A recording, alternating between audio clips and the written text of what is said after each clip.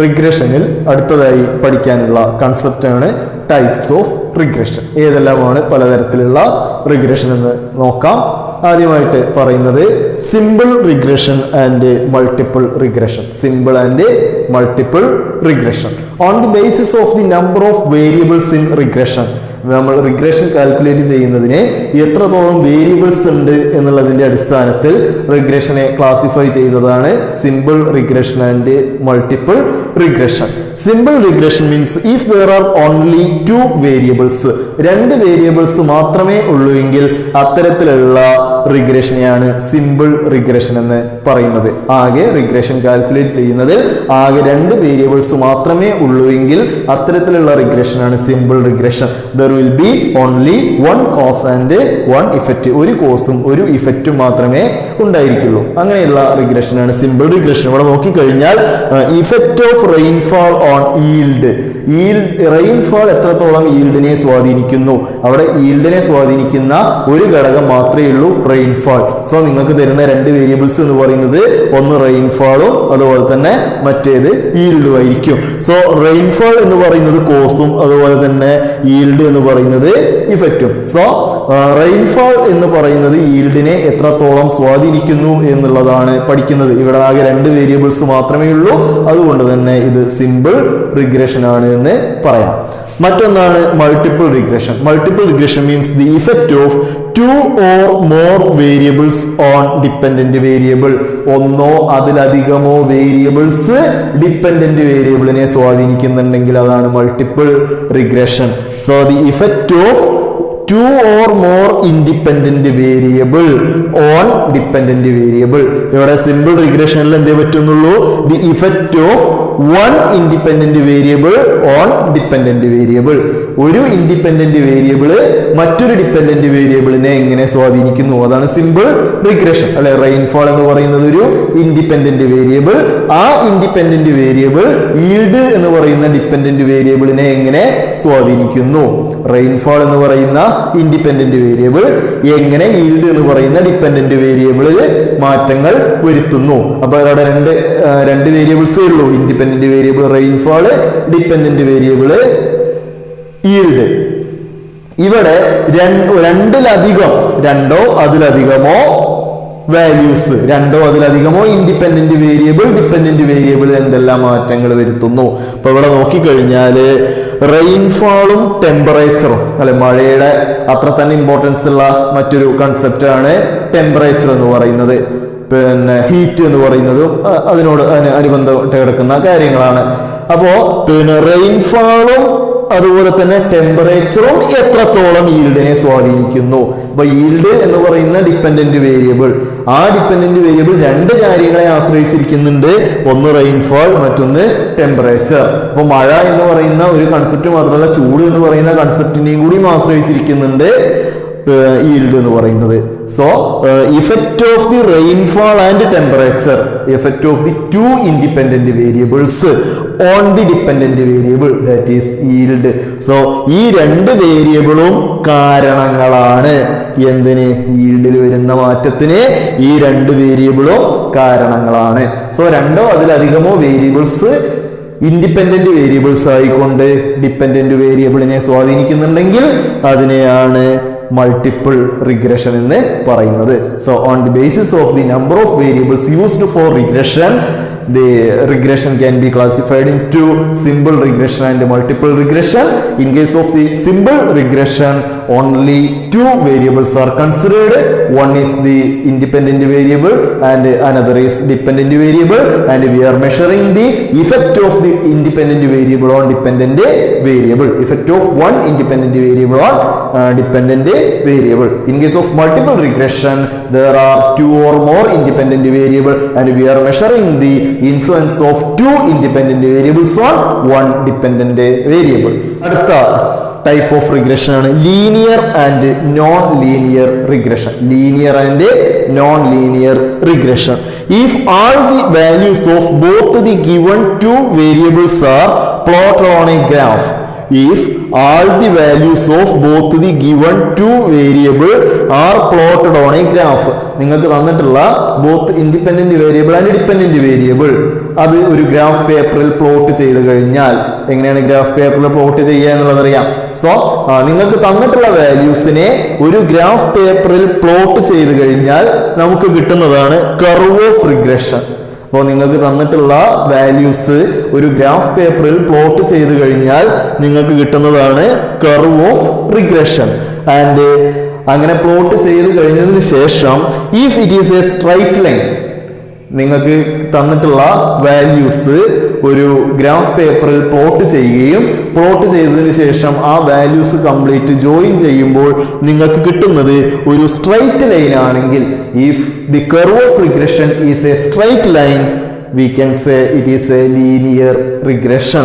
And if it is not a straight line, we are called it is a non-linear regression. So you have to plot the values on a graph paper, and if you are getting a straight line, it is linear equation, and if you are not getting a straight line, it is non-linear regression.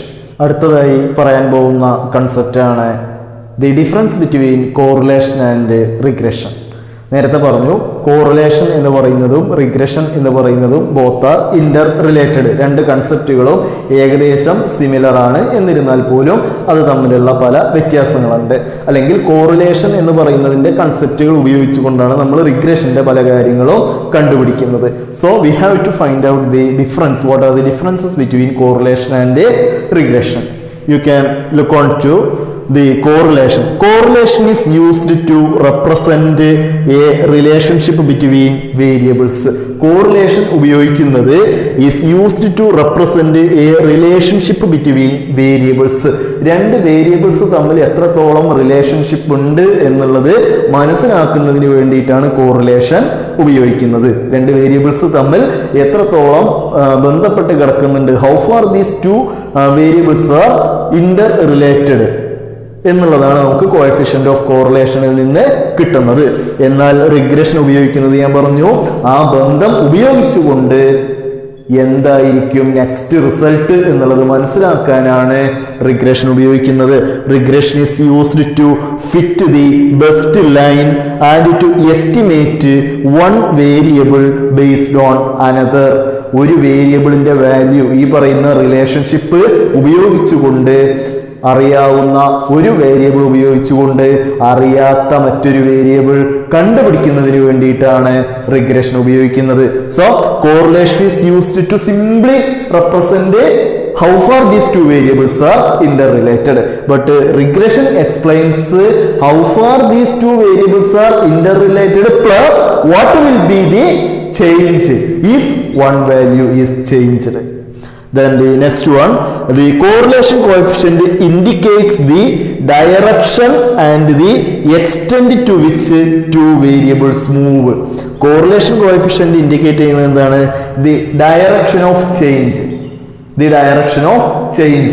Is it a positive correlation or is it a negative correlation or is it a moderately positive correlation or is it a moderately negative correlation? എന്താണ് അതിന്റെ direction എന്താണ് എന്നുള്ളത് കണ്ടുപിടിക്കാൻ, അതുപോലെ തന്നെ the extent to which എത്രത്തോളം രണ്ട് variables move ചെയ്യുന്നുണ്ട്.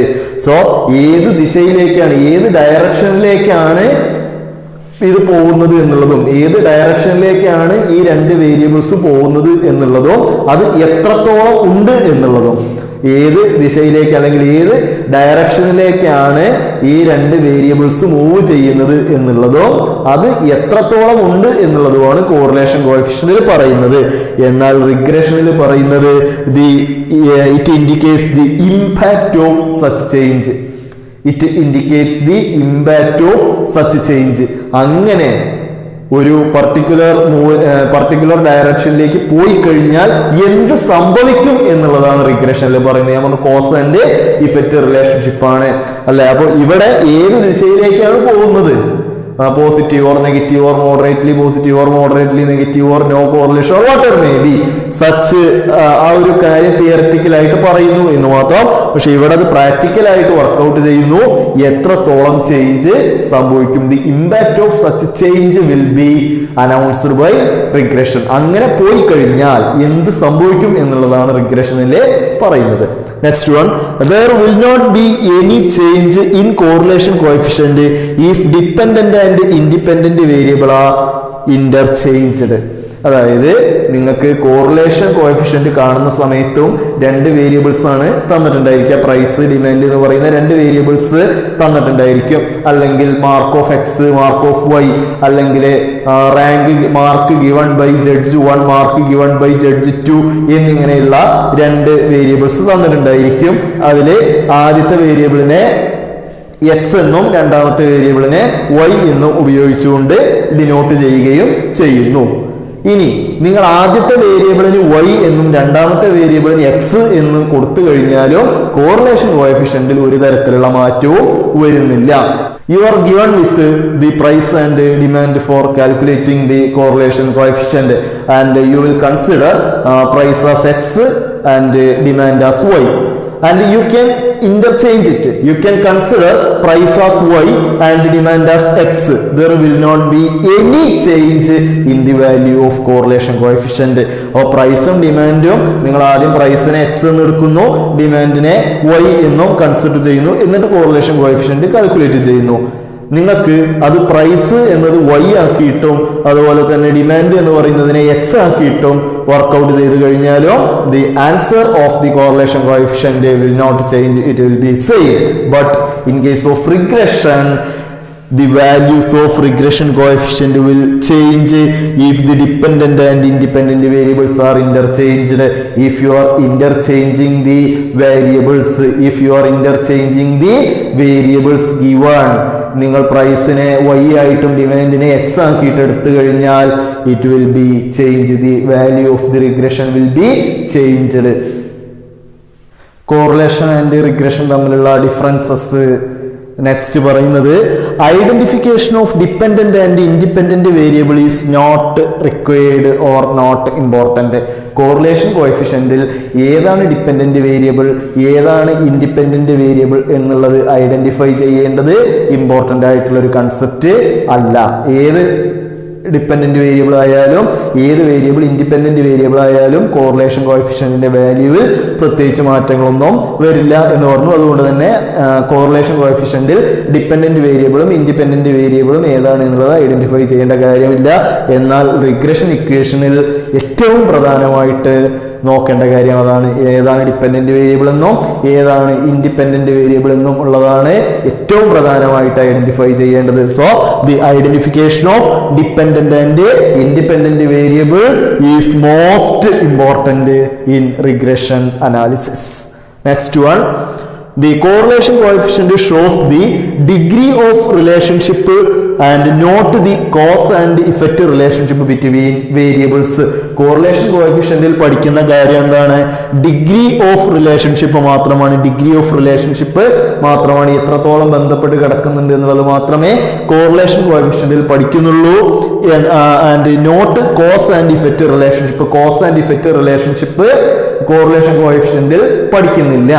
എന്നാൽ റിഗ്രഷനിൽ it indicates the cause and effect relationship plus the functional relationship. Regression equation എന്തെല്ലാം ഡിസ്ക്ലോസ് ചെയ്യുന്നുണ്ട്, cause and effect relationship explain ചെയ്യുന്നതിനോടൊപ്പം തന്നെ ഫങ്ഷണൽ റിലേഷൻഷിപ്പ് കൂടി, അതായത് അതിന്റെ പ്രാക്ടിക്കൽ ആയിട്ടുള്ള അപ്ലിക്കേഷൻ കൂടി റിഗ്രഷനിലെ എക്സ്പ്ലെയിൻ ചെയ്ത് വരുന്നുണ്ട്. നെക്സ്റ്റ് ഡിഫറൻസ് എന്ന് പറയുന്നത്, it is not used for further mathematical treatment. Correlation coefficient എന്ന് പറയുന്നത് നമ്മൾക്ക് ഫർദർ മാത്തമാറ്റിക്കൽ ട്രീറ്റ്മെന്റിനൊന്നും ഉപയോഗിക്കാൻ പറ്റുന്നതല്ല. സോ ഈ രണ്ട് വേരിയബിൾസ് തമ്മിൽ 80% റിലേഷൻഷിപ്പ് ഉണ്ട് എന്നുള്ളത് നമ്മൾ പ്രൂവ് ചെയ്യുന്നു. അതോടുകൂടി ആ പ്രോസസ്സ് കംപ്ലീറ്റ് ആവുകയാണ്. The price and demand are having 80% relationship. ഈ രണ്ട് വേരിയബിൾസും തമ്മിൽ 80% റിലേഷൻഷിപ്പ് ഉണ്ട് എന്നുള്ളത് പറയുന്നതോടുകൂടി അവിടെ ആ ഒരു തിയറി ഫോം ആവുകയും ആ ചാപ്റ്റർ ക്ലോസ് ചെയ്യുകയും ചെയ്യാണ്. എന്നാൽ റിഗ്രഷനിൽ അവിടെ നിന്നാണ് ചാപ്റ്റർ തുടങ്ങുന്നത്. അതായത് ആ വാല്യൂ അല്ലെങ്കിൽ ആ റിലേഷൻഷിപ്പ് ഉപയോഗിച്ചുകൊണ്ടാണ് നമ്മൾ ഭാവിയിലുള്ള കാര്യങ്ങൾ പ്രെഡിക്റ്റ് ചെയ്യുന്നത്, ഭാവിയിലുള്ള ഓപ്പറേഷൻസ് എല്ലാം നടത്തുന്നത്. It is widely used for further mathematical treatment. ഒരുപാട് പ്രാക്ടിക്കൽ ആയിട്ടുള്ള അപ്ലിക്കേഷൻ അല്ലെങ്കിൽ മാത്തമാറ്റിക്കൽ ട്രീറ്റ്മെന്റിന് വേണ്ടി ഉപയോഗിക്കുന്നതാണ് റിഗ്രഷൻ അനാലിസിസ് എന്ന് പറയുന്നത്. Then the correlation is confined to only linear relationship between variables and have only limited application. Linear relationship മാത്രമേ ഉള്ളൂ, ഏതെങ്കിലും ഒരു റിലേഷൻഷിപ്പ് മാത്രം പറയുന്നതിന് വേണ്ടിയിട്ട് മാത്രമാണ് ഇത് ഉപയോഗിക്കുന്നത്. കാരണം ഒറ്റ റിലേഷൻഷിപ്പ് മാത്രമാണ് ഇവിടെ വരുന്നത്. And have only limited application. അതുകൊണ്ട് തന്നെ അതിന്റെ ആപ്ലിക്കേഷൻ ലെവൽ എന്ന് പറയുന്നത് വളരെ കുറവാണ്. എന്നാൽ റിഗ്രഷന്റെ കേസിൽ it study both linear and non linear relationship. Linear റിലേഷൻഷിപ്പും അതുപോലെ തന്നെ നോൺ ലീനിയർ റിലേഷൻഷിപ്പും ഇവിടെ പഠിക്കുന്നത് കൊണ്ട് തന്നെ it has wider application. So anyhow, these are the differences between correlation and regression. Even though there are much differences between correlation and regression, we are using the properties or we are using the theories of the correlation coefficient and making it as a practical application in the field of regression.